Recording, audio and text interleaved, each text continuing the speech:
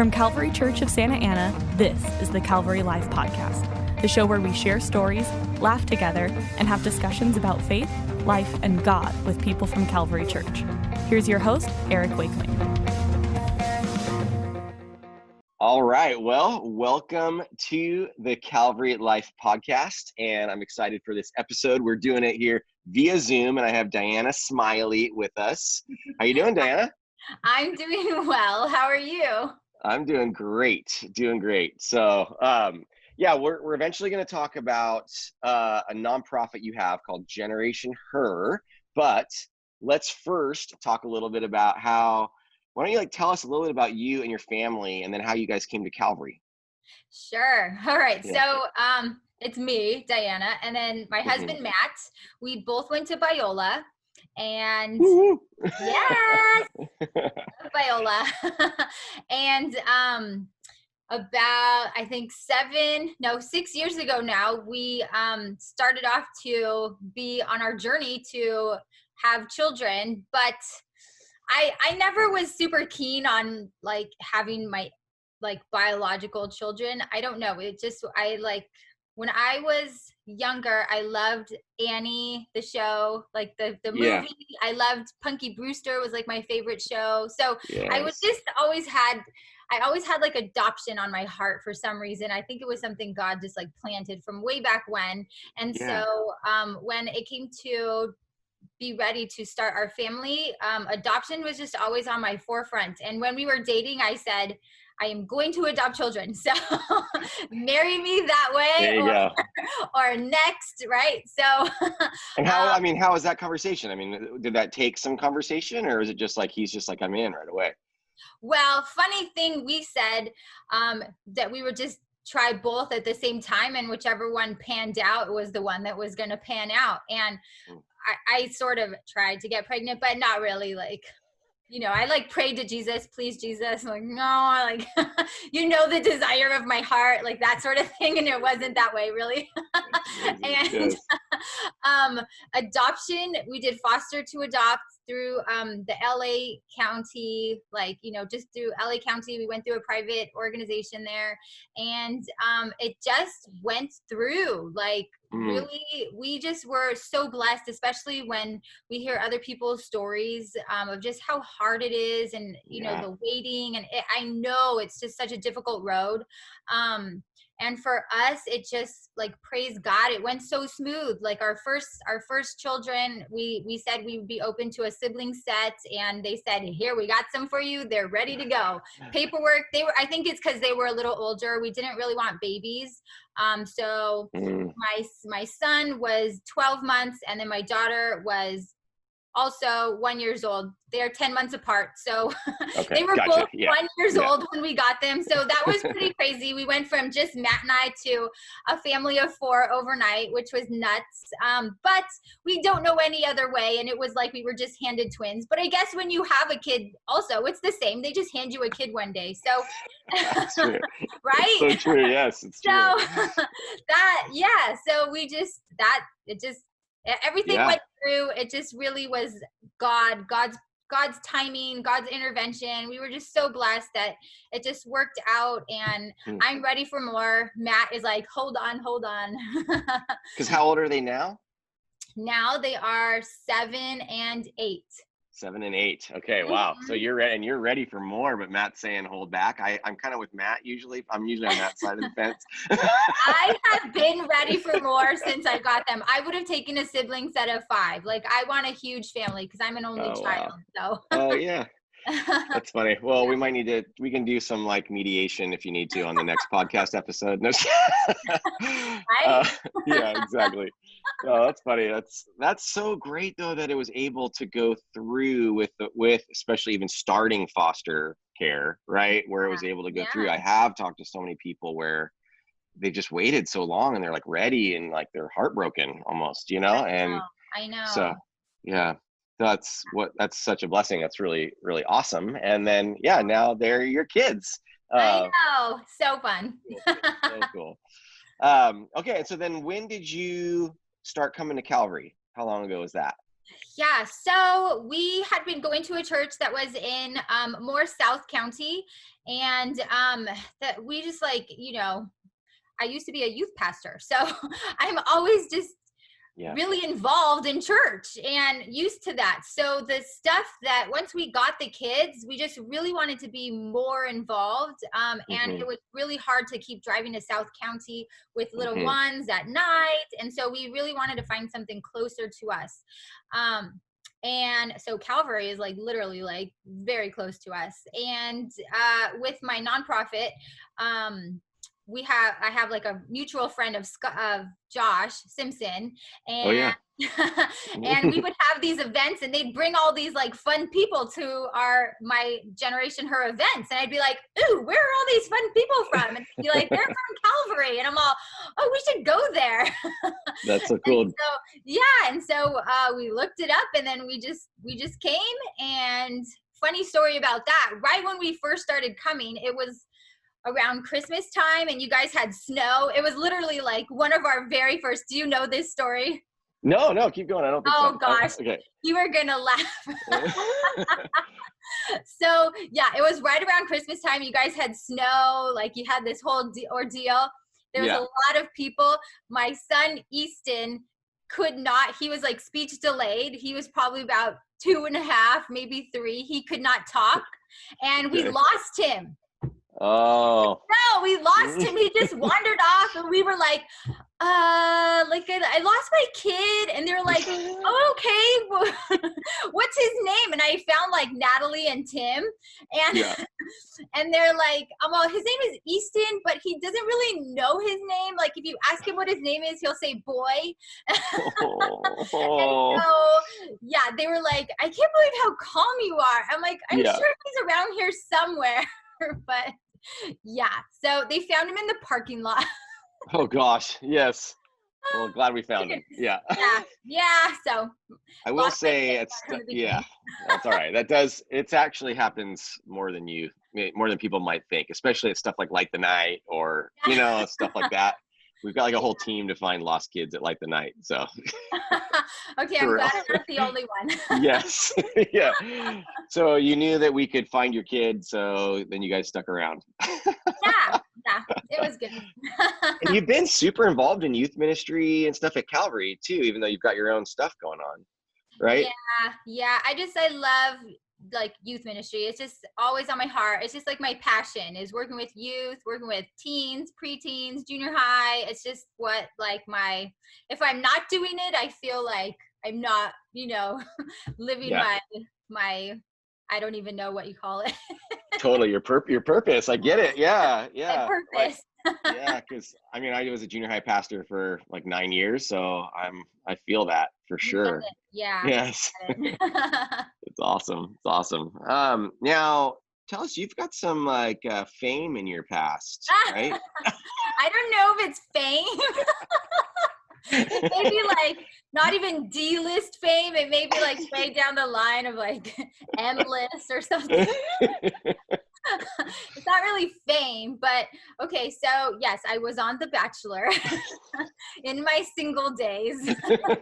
Well, I hope so. Yeah. That's my claim to fame. Yes. And yes. since I was a youth pastor, I did not make very much money, so I needed to do work on the side to make more money. So on the side, I would do extra work and just extra work and TV, film stuff, commercials.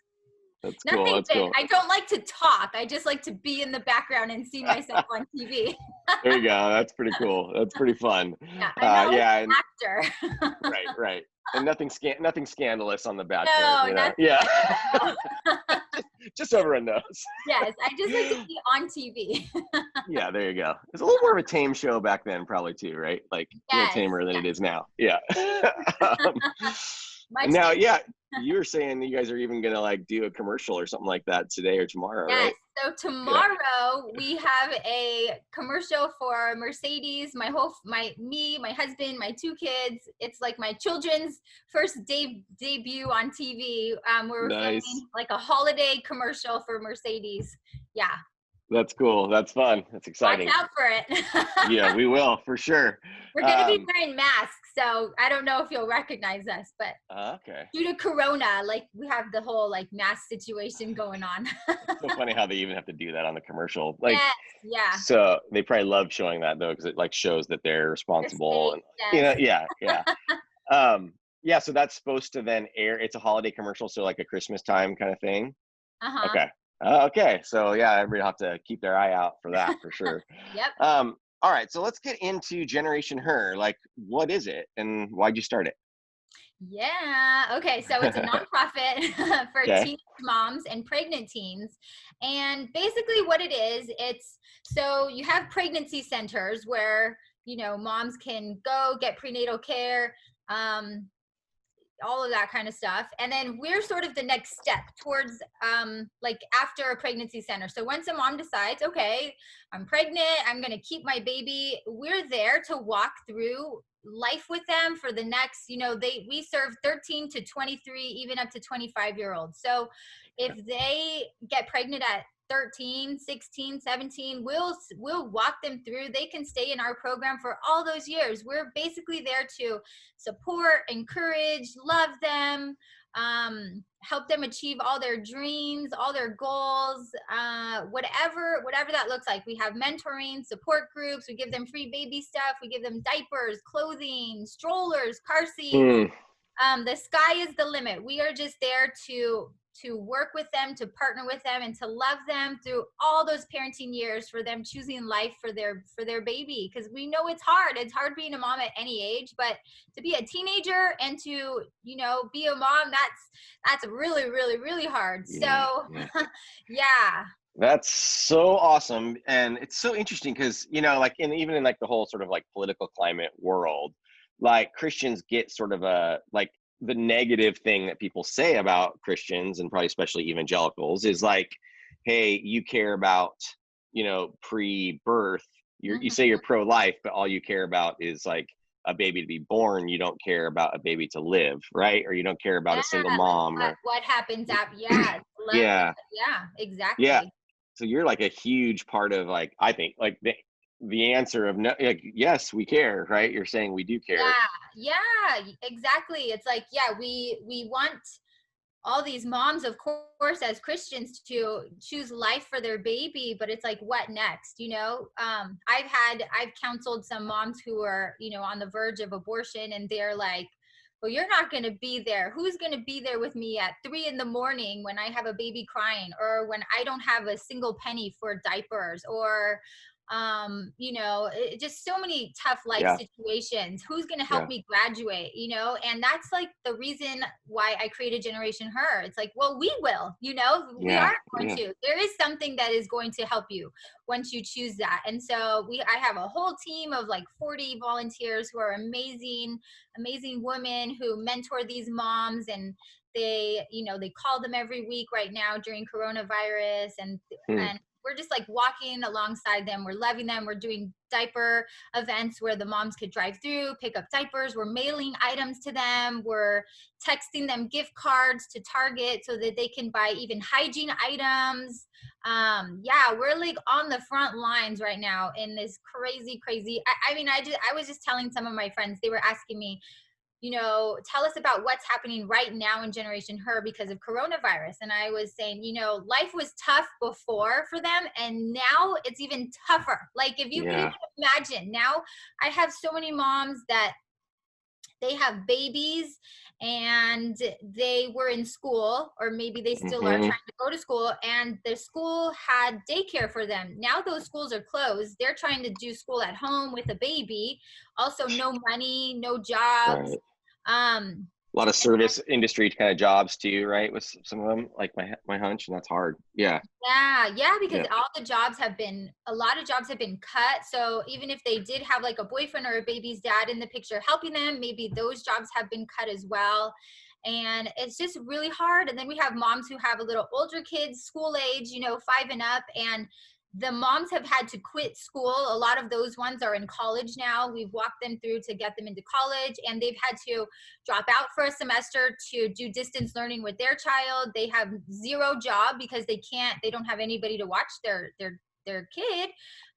So they are literally just living off of like the things that we give them or the school meals that they're giving them. Mm. It's really tough. It just went from tough to tougher for these young moms. Yeah, wow, that's true. That's got to be really, really difficult. And so I love that you guys can come alongside them. I mean, because I guess you talked about sort of wanting to start it because of the issue itself, but like, what made you think like, I'm going to be a person that starts a nonprofit, like, I mean, because I bet a lot of people think like I care about stuff, but I don't know, I would never do that. That is a good question because, okay, so if you guys know Biola and the major, Christian education, it's sort of known as like the youth pastor fun, right? It's like, that's my degree. Yeah, it's like the fun. We're all like the fun people, right? That's right.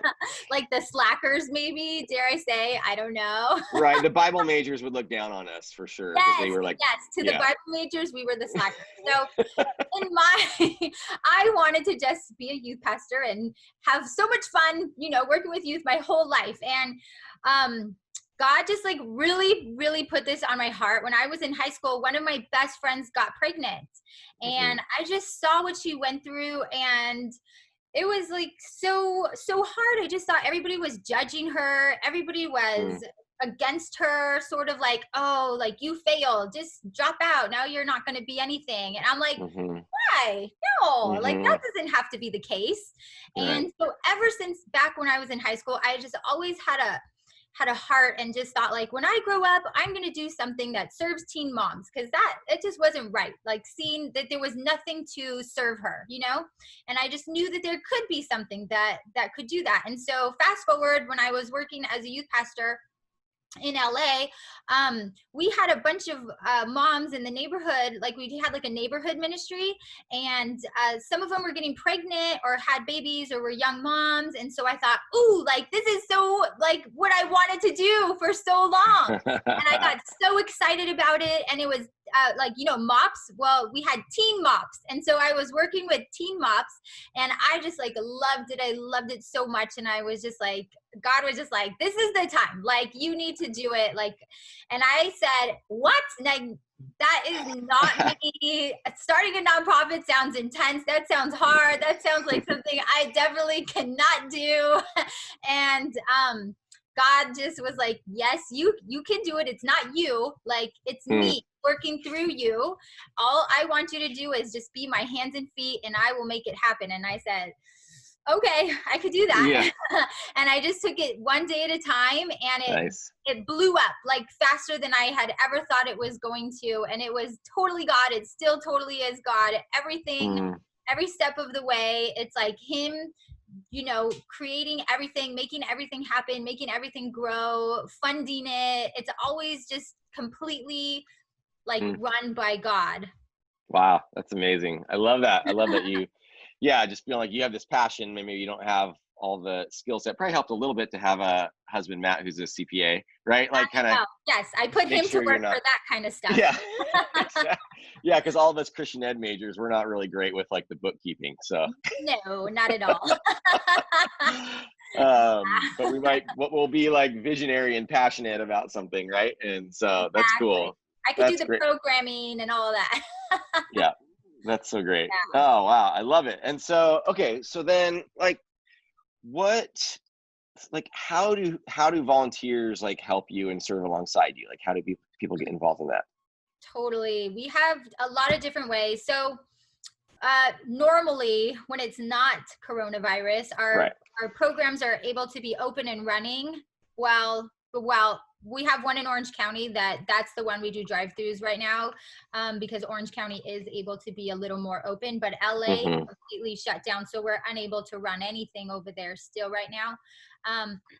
But so what does that mean when you say run our programs? Yeah. What is that? What are the programs? Yeah. So how our programs worked pre-coronavirus was the moms would come once a week, sort of like a youth group, and we would have a different class taught to them each time. It would be like a life skills class. So anything from like parenting, budgeting, resumes, how to discipline your kid in a healthy way. We do like hands-on cooking classes, anything. We do like creative projects. There are different classes. We never repeat a class within a year's time because it's the same moms coming. And then we do like support groups at the end, sort of like small groups, life groups, where a mentor leads like 2 or 3 moms in a little group. And then we have free baby stuff. We have food, snacks, all this kind of stuff. So it's like a fun like girl party. Cool. Yeah, it's like I love that for teen moms.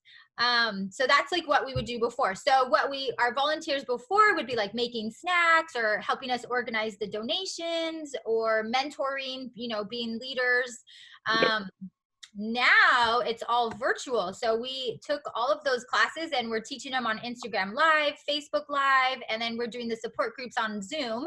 So because that's a little more private. And then the same, like our volunteers are helping teach these live classes. They're tag teaming them with me live. And then we have a virtual mentoring program where all of our mentors are now, I email them questions every week and they connect with their assigned mom, and they just, like ask them those questions every week, follow up with them, sort of like goal setting, goal tracking.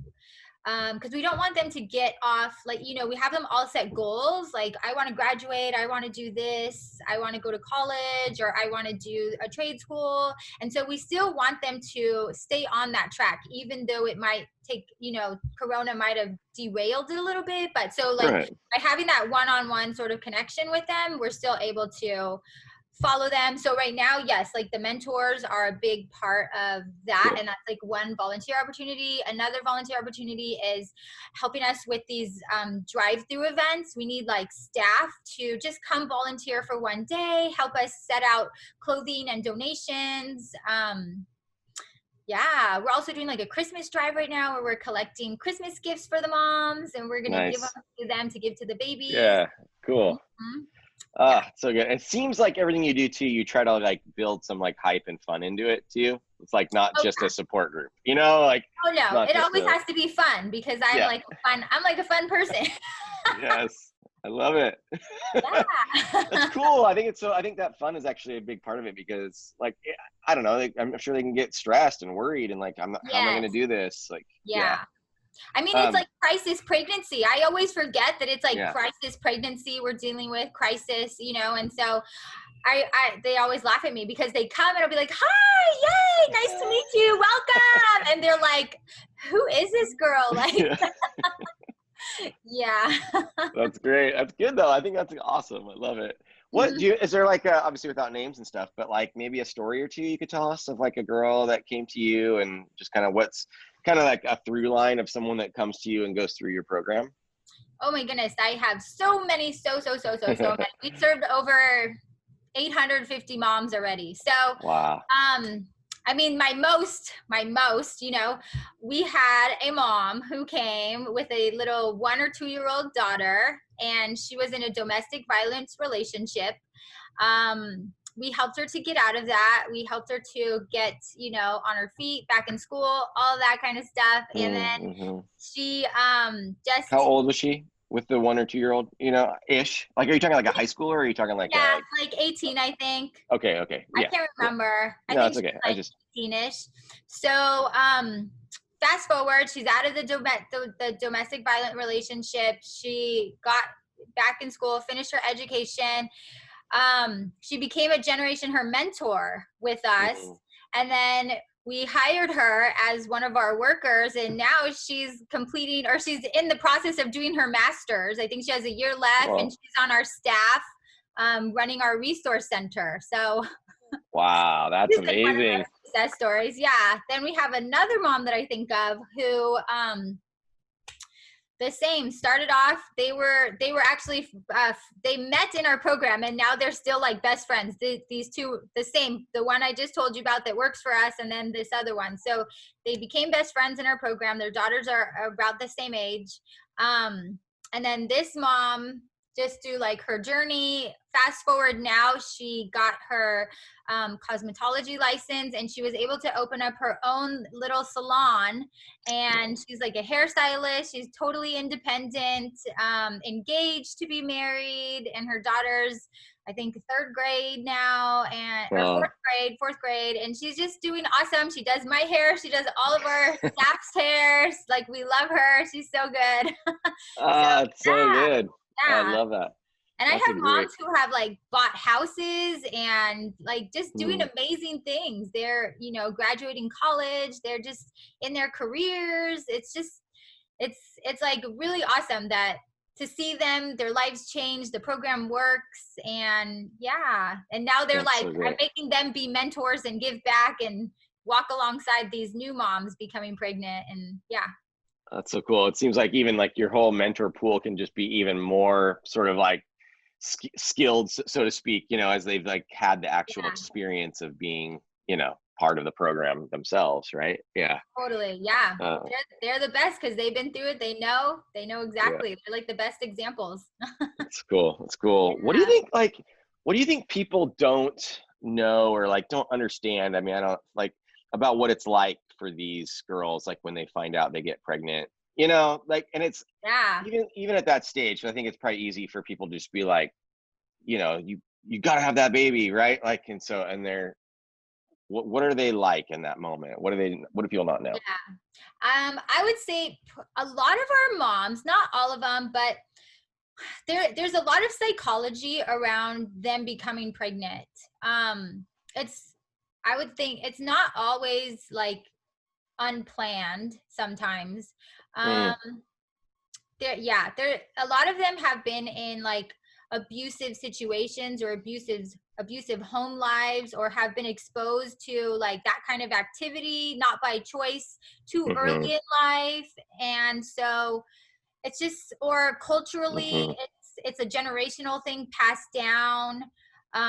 You know, teen mom, grandma, and then now it's like not really surprised to their family that they are following in that, or it's expected. So there's a lot of like factors behind it.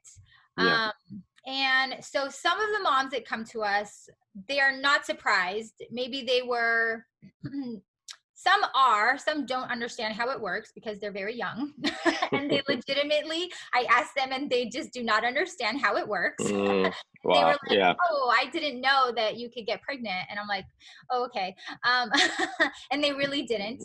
And some moms were trying because maybe their family, you know, they didn't grow up like you and I. I grew up in a Christian home, you know, with very loving parents and, you know, Christian values, you know, going to Hume Lake, signing purity things, and they just didn't come from a life like that. And so, you know, it's just a totally different world. It's a totally different, like culture that they're growing up in. And so, you know, I always, you have to remember that. I know it's like a lot of people like are very quick to judge these young moms and their situations, but you have to remember they didn't grow up like how we did, how I did, how you did, how probably a lot of us in this, you know, world, longtime church people did or whatever. It's very different. It's a very, very different world that they're growing up in. So they're coming from a different place.